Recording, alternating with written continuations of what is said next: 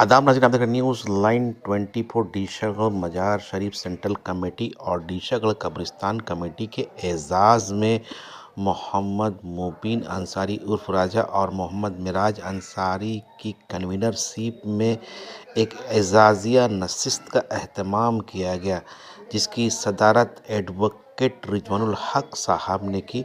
और इस मौके पर मेहमान खुसूसी के तौर पर पिंकी पॉल साहिबा भी मौजूद थी। आइए तफसील रिपोर्ट के लिए आपको इस एजाज़िया नशिस्त में लेके चलता हूँ। हमारे आज के खास मेहमान पिंकी पॉल जी, हमारी छोटी बहन, इनके अलावा डॉक्टर नदीम साहब, खुर्शीद भाई जो थोड़ा सा आए हुए हैं, अमजद अंसारी साहब, मिराज जो मुंतजिमीन जलसा है इंतजाम किए, मुबीन राजा, इन लोगों ने बड़ी मेहनत से आज के जलसा को कामयाब बनाया।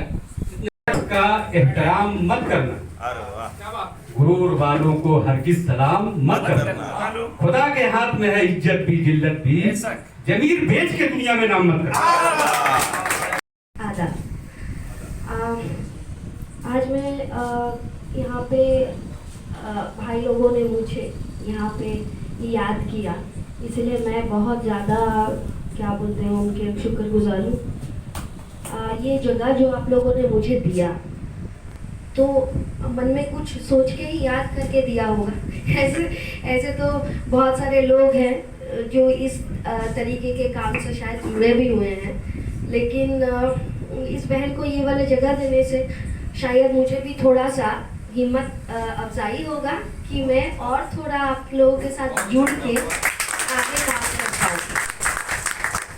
और भीड़ लगाकर वो कमेटी को बनाते हैं, मगर जब वो वाकई में कमेटी तो 40-50 लोगों का बन जाती है हमेशा, मगर सिर्फ कुछ ही लोग, खास करके जो सदर और सेक्रेटरी होते हैं और चुनिंदा उनके साथ में एक आध मेंबरान, वही भाग दौड़ करके इस काम को अंजाम देते हैं। जिस तरह कब्रिस्तान कमेटी में आज जो कब्रिस्तान में जो काम हुआ, जो मेयर साहब ने जो उद्घाटन किया, जो हम लोग का जनाजागा के लिए, तो 6 लाख का आसपास का जो फ्लोरिंग का काम और 18.5 लाख का शेड का काम जो एस्टिमेट हो गया है। और अल्हम्दुलिल्लाह विधान उपाध्याय जी जो हमारे माननीय मेयर हैं, उन्होंने वादा किया है कि इसको मैं जल्द पूरा करूंगा। और हमारे मजार में भी एक वजूगाह के लिए, वजूखाना के लिए हम लोगों ने प्रपोजल दिया था, उसका भी उन्होंने कहा कि बहुत जल्द ही उसका भी फंड पास हो जाएगा और काम भी लगेगा। तो वो है जनाब अमजद अंसारी साहब और सूफी अजदाज का पीर, जिसे हम लोग प्यार से साजन भाई कहते हैं। ये दो भाई का जितना भी तारीफ किया जाए कम है। कमेटी हजरात सभी लोग हैं, इसमें कोई दो राय नहीं है। आप लोगों को याद होगा कि आज से कुछ दिन पहले एक पिक्चर निकला था, उस पिक्चर का नाम था रोबोट। वो जो रोबोट काम करता था ना, एक था, लेकिन उस रोबोट का पीछे बहुत सा प्रोग्रामिंग था, कंप्यूटर प्रोग्रामिंग था। वो प्रोग्रामिंग चिप्स को अगर निकाल दिया जाता तो वो रोबोट काम नहीं करता था। ये आप देखें हम, तो वो उस पिक्चर में हम देखें कि उसमें एक रोबोट था। अल्हम्दुलिल्लाह इस कमेटी में 2 जोड़ी हैं। अल्लाह ताला इस जोड़ी को लंबी उम्र सेहत के साथ अता फरमाए। वो है अमजद भाई और साजन भाई। आप रोजा रख रहे हैं, इससे फायदा आपको है। आप हज करते हैं, इससे फायदा आपको है। क्या आप नमाज पढ़ते हैं, क्या पड़ोसी का फायदा हो रहा है? नहीं हो रहा है, नहीं हो रहा है। क्या आपकी नमाज से कोई पड़ोसी भूखा है तो क्या उसकी पेट भर जाएगी? कभी नहीं भरने वाली है। आप रोजा रख रहे हैं, आपके दस्तरखान में बहुत सारे फल, बहुत सारे लज़मात वहां पे सजाए हुए हैं दस्तरखान में, तो क्या पड़ोसी में, अगर पड़ोसी के पास अगर कुछ मैसर नहीं है तो क्या पड़ोसी का मसला हल हो जाएगा? नहीं होगा। इसलिए रोजा भी रखना है, नमाज भी अदा करना है, हज भी करना है, साथ साथ खिदमते खल्क भी करना है, खिदमते खल्क भी करना है।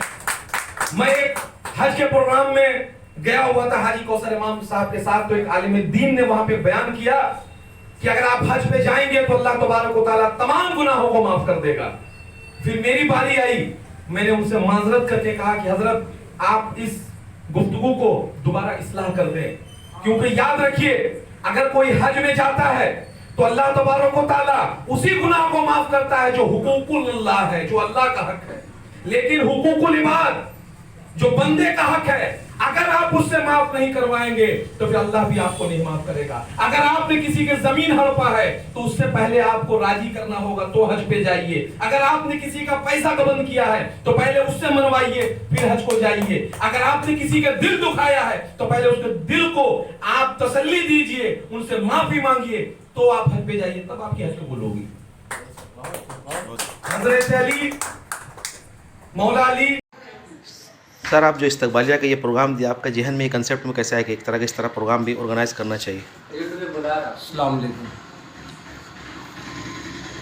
हम कब्रिस्तान कमेटी से जुड़े हुए हैं और मजार कमेटी से भी जुड़े हुए हैं। हम जब कब्रिस्तान गए तो देखे कि वहाँ पे ज़मीन ढलाई का काम शुरू हो गई और उसके बाद मेयर साहब भी आए और मज़ार का वज़ू खाना के लिए मेयर साहब वादा भी किए और कब्रिस्तान में शेड के लिए भी वादा किए। तो हमने देखा कि कब्रिस्तान कमेटी के लोग और मजार शरीफ के कमेटी के लोग काफ़ी मेहनत कर रहे थे इस काम को अंजाम देने के लिए। तो जब कुछ काम अंजाम हो गया और कुछ काम होने वाला था तो मेरा दिल में ख्याल आया कि जो लोग मेहनत कर रहे हैं, तो हमने सोचा कि इन लोगों को हौसला अफजाई के लिए एक तो प्रोग्राम किया जाए और इनको इस्तकबालिया किया जाए ताकि वो और मेहनत से ताकि वो और जज्बात में आकर के वो कर सके और वो खुशी से कर सके। इसलिए मैंने ये प्रोग्राम किया और ये इस प्रोग्राम से मैं ये भी मैसेज देना चाहता हूँ कि अगर कोई इंसान अगर मेहनत से अगर काम करता है तो उसका हौसला अफजाई का हक बनता है उसको। अगर हम लोग उसको हौसला अफजाई करेंगे तो और मन लगा के काम करेंगे। दूसरी नंबर बात यह है कि मैं इस प्रोग्राम से ये भी मैसेज देना चाहता हूँ कि जो लोग मेहनत करते हैं, मैं चाहता हूँ कि इस तरह का प्रोग्राम करें। आपका नाम? मोहम्मद मिराज अंसारी।